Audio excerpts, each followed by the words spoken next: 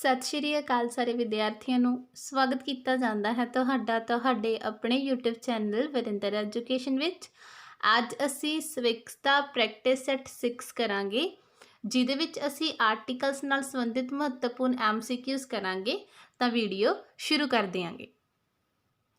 ਪਹਿਲਾ MCQ ਹੈ ਆਪਣੇ ਕੋਲ, ਭਾਰਤੀ ਸੰਵਿਧਾਨ ਦੇ ਕਿਹੜੇ ਆਰਟੀਕਲ ਨਾਗਰਿਕਤਾ ਨਾਲ ਸੰਬੰਧਿਤ ਹਨ।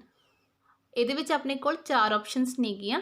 ऑप्शन ए आर्टिकल 1 तो 5 तक, ऑप्शन बी आर्टिकल 5 तो 11 तक, ऑप्शन सी आर्टिकल 12 तो 35 तक, तो ऑप्शन डी आर्टिकल 36 तो 51 तक।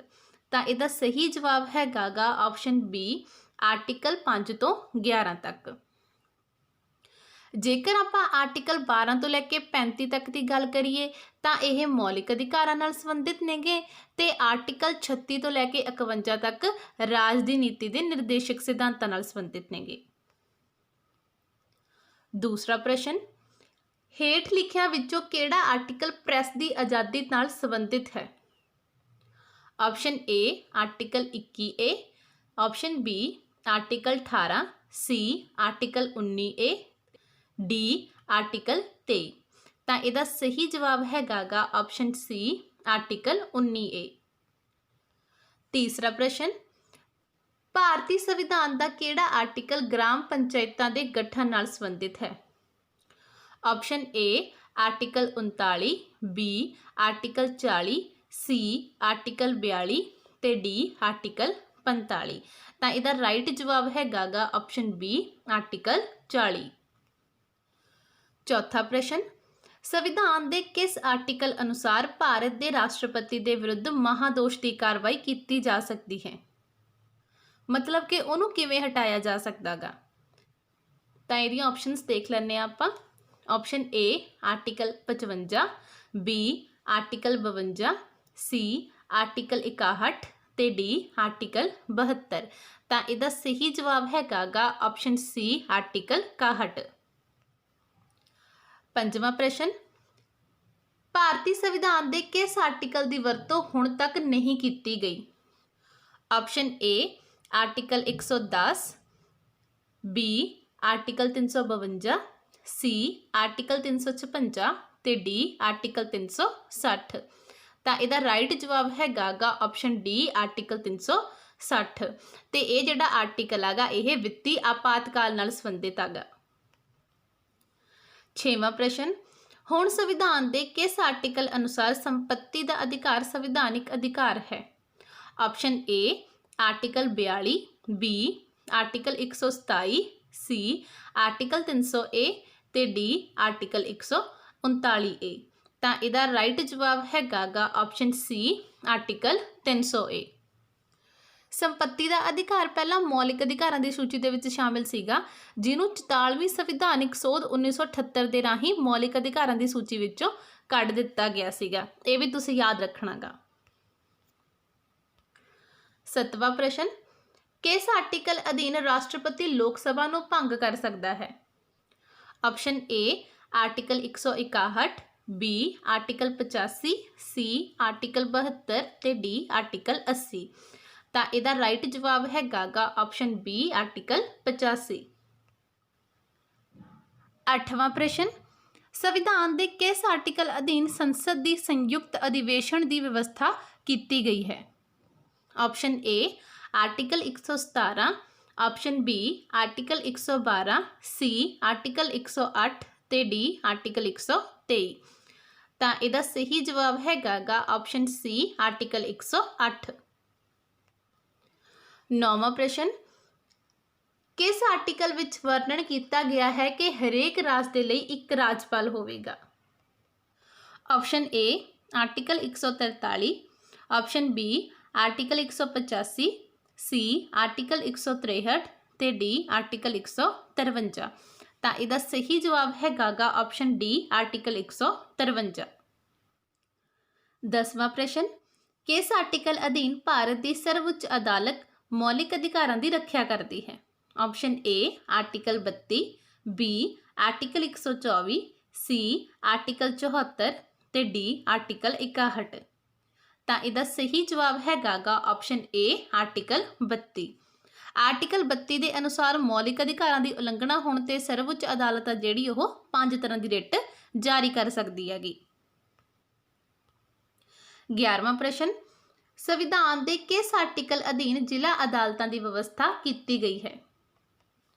Option A article 124, B article 214, C article 231, D article 233। ਤਾਂ ਇਹਦਾ ਰਾਈਟ ਜਵਾਬ ਹੈਗਾ ਗਾ ਆਪਸ਼ਨ ਡੀ ਆਰਟੀਕਲ 233। 12ਵਾਂ ਪ੍ਰਸ਼ਨ, ਭਾਰਤੀ ਸੰਵਿਧਾਨ ਦੇ ਕਿਸ ਆਰਟੀਕਲ ਅਧੀਨ ਸੰਸਦ ਦੀ ਵਿਵਸਥਾ ਕੀਤੀ ਗਈ ਹੈ?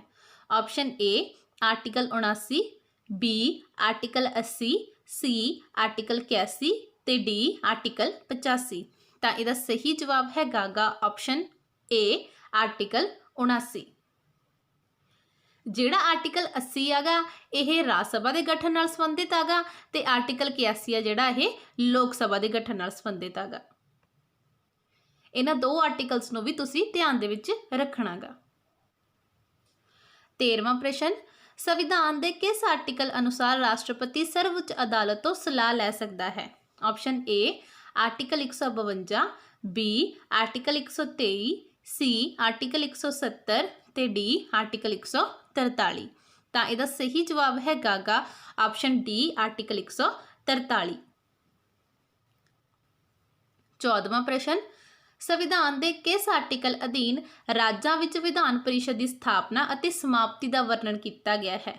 Option A article 175, B article 169, C article 112 ਤੇ ਡੀ ਆਰਟੀਕਲ 195। ਤਾਂ ਇਹਦਾ ਸਹੀ ਜਵਾਬ ਹੈਗਾ ਗਾ ਆਪਸ਼ਨ ਬੀ ਆਰਟੀਕਲ 169। 15ਵਾਂ ਪ੍ਰਸ਼ਨ, ਭਾਰਤੀ ਸੰਵਿਧਾਨ ਦੇ ਕਿਸ ਆਰਟੀਕਲ ਵਿੱਚ ਇਹ ਕਿਹਾ ਗਿਆ ਹੈ ਕਿ ਭਾਰਤ ਰਾਜਾਂ ਦਾ ਸੰਘ ਹੈ? Option A article 11, B article 1, C article 3 ਤੇ ਡੀ ਆਰਟੀਕਲ 111। ਤਾਂ ਇਹਦਾ ਸਹੀ ਜਵਾਬ ਹੈਗਾ ਗਾ ਆਪਸ਼ਨ ਬੀ ਆਰਟੀਕਲ 1। 16ਵਾਂ ਪ੍ਰਸ਼ਨ, ਸੰਵਿਧਾਨ ਦਾ ਕਿਹੜਾ ਆਰਟੀਕਲ ਰਾਸ਼ਟਰਪਤੀ ਨੂੰ ਅਧਿਆਦੇਸ਼ ਜਾਰੀ ਕਰਨ ਦੀ ਸ਼ਕਤੀ ਪ੍ਰਦਾਨ ਕਰਦਾ ਹੈ? Option A article 72, B article 143, C article 123 ਤੇ ਡੀ ਆਰਟੀਕਲ 200। ਤਾਂ ਇਹਦਾ ਸਹੀ ਜਵਾਬ ਹੈਗਾ ਗਾ ਆਪਸ਼ਨ ਸੀ ਆਰਟੀਕਲ 123। 17ਵਾਂ ਪ੍ਰਸ਼ਨ, ਸੰਵਿਧਾਨ ਦੇ ਕਿਸ ਆਰਟੀਕਲ ਵਿੱਚ ਧਨ ਬਿੱਲ ਨੂੰ ਪਰਿਭਾਸ਼ਿਤ ਕੀਤਾ ਗਿਆ ਹੈ? Option A article 168, B article 121, C article 80 ਤੇ ਡੀ ਆਰਟੀਕਲ 110। ਤਾਂ ਇਹਦਾ ਰਾਈਟ ਜਵਾਬ ਹੈਗਾ ਗਾ ਆਪਸ਼ਨ ਡੀ ਆਰਟੀਕਲ 110। 18ਵਾਂ ਪ੍ਰਸ਼ਨ, ਭਾਰਤੀ ਸੰਵਿਧਾਨ ਦੇ ਕਿਸ ਆਰਟੀਕਲ ਅਧੀਨ ਚੋਣ ਆਯੋਗ ਦੀ ਵਿਵਸਥਾ ਕੀਤੀ ਗਈ ਹੈ? Option A article 286, B article 324, C article 382 ਤੇ ਡੀ ਆਰਟੀਕਲ 124। ਤਾਂ ਇਹਦਾ ਰਾਈਟ ਜਵਾਬ ਹੈਗਾ ਗਾ ਆਪਸ਼ਨ ਬੀ ਆਰਟੀਕਲ 324। 19ਵਾਂ ਪ੍ਰਸ਼ਨ, ਭਾਰਤੀ ਸੰਵਿਧਾਨ ਦੇ ਕਿਸ ਆਰਟੀਕਲ ਅਨੁਸਾਰ ਸੰਸਦ ਨੂੰ ਸੰਵਿਧਾਨ ਵਿੱਚ ਸੋਧ ਕਰਨ ਦਾ ਅਧਿਕਾਰ ਦਿੱਤਾ ਗਿਆ ਹੈ? Option A article 368, B article 360, C article 355 ਤੇ ਡੀ ਆਰਟੀਕਲ 380। ਤਾਂ ਇਹਦਾ ਰਾਈਟ ਜਵਾਬ ਹੈਗਾ ਗਾ ਆਪਸ਼ਨ ਏ ਆਰਟੀਕਲ 368। 20ਵਾਂ ਪ੍ਰਸ਼ਨ, ਭਾਰਤੀ ਸੰਵਿਧਾਨ ਦੇ ਕਿਸ ਆਰਟੀਕਲ ਅਧੀਨ ਇਹ ਵਿਵਸਥਾ ਕੀਤੀ ਗਈ ਹੈ ਕਿ ਸੰਘ ਦੀ ਰਾਜ ਭਾਸ਼ਾ ਹਿੰਦੀ ਅਤੇ ਲਿਪੀ ਦੇਵਨਾਗਰੀ ਹੋਵੇਗੀ? Option A article 332, B article 252, C article 243 ਤੇ ਡੀ ਆਰਟੀਕਲ 343। ਤਾਂ ਇਹਦਾ ਸਹੀ ਜਵਾਬ ਹੈਗਾ ਗਾ ਆਪਸ਼ਨ ਡੀ ਆਰਟੀਕਲ 343। ਇਹਦੇ ਨਾਲ ਹੀ ਆਪਣਾ ਸਵਿਕਸ ਦਾ ਪ੍ਰੈਕਟਿਸ ਸੈੱਟ 6 ਆ ਜਿਹੜਾ ਉਹ ਕੰਪਲੀਟ ਹੁੰਦਾ ਗਾ। ਤੁਹਾਨੂੰ ਇਸ ਪ੍ਰੈਕਟਿਸ ਸੈੱਟ ਦੇ ਵਿੱਚੋਂ ਕਿੰਨੇ ਮਾਰਕਸ ਆਏ ਨੇਗੇ ਉਹ ਤੁਸੀਂ ਸਾਨੂੰ ਕਮੈਂਟ ਕਰਕੇ ਜ਼ਰੂਰ ਦੱਸਿਓ। ਇਸ ਤੋਂ ਇਲਾਵਾ ਸਵਿਕਸ ਦੀਆਂ ਹੋਰ ਵੀਡੀਓਜ਼ ਨੇ ਜਿਹੜੀਆਂ ਉਹ ਸਾਡੇ ਚੈਨਲ ਤੇ ਅਪਲੋਡ ਨੇਗੀਆਂ, ਜਿਹੜੀਆਂ ਕਿ ਤੁਸੀਂ ਪਲੇਲਿਸਟ ਦੇ ਵਿੱਚ ਜਾ ਕੇ ਦੇਖ ਸਕਦੇ ਹੋਗੇ। ਤੁਹਾਨੂੰ ਇਹ ਵੀਡੀਓ ਕਿੱਦਾਂ ਲੱਗੀ ਲਾਈਕ ਸ਼ੇਅਰ ਤੇ ਕਮੈਂਟ ਕਰਕੇ ਜ਼ਰੂਰ ਦੱਸਿਓ ਤੇ ਹੋਰ ਵੀਡੀਓਜ਼ ਦੇਖਣ ਲਈ ਸਾਡੇ ਚੈਨਲ ਨੂੰ ਜ਼ਰੂਰ ਸਬਸਕ੍ਰਾਈਬ ਕਰਿਓ। ਵੀਡੀਓ ਦੇਖਣ ਦੇ ਲਈ ਤੁਹਾਡਾ ਬਹੁਤ ਬਹੁਤ ਧੰਨਵਾਦ।